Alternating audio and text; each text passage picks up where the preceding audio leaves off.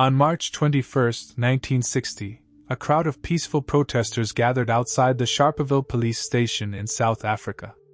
They were protesting the apartheid regime's hated past laws. They were unarmed. They were singing. And then, the police opened fire. The Sharpeville Massacre was one of the defining moments of the struggle against apartheid. The past laws were the most hated instruments of apartheid. Every black South African was required to carry a passbook, which regulated their movement and employment.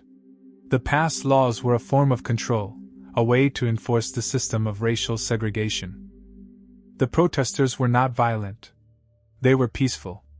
They had gathered to protest the past laws, to demand an end to the system of oppression.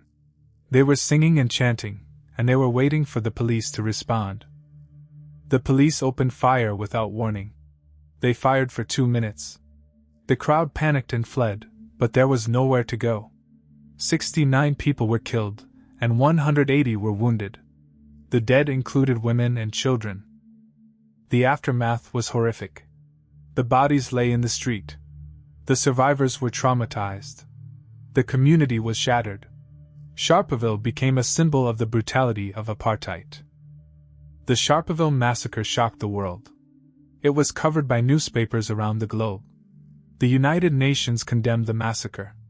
The international community began to apply pressure on the South African regime. The Sharpeville Massacre galvanized the anti-apartheid movement. Nelson Mandela, who would become the most famous anti-apartheid leader, called for a national day of mourning. The ANC and the PAC, the two main anti-apartheid movements, intensified their resistance. But here is the question that remains: how could such a massacre happen? The apartheid regime was brutal. It treated its black citizens as subhuman.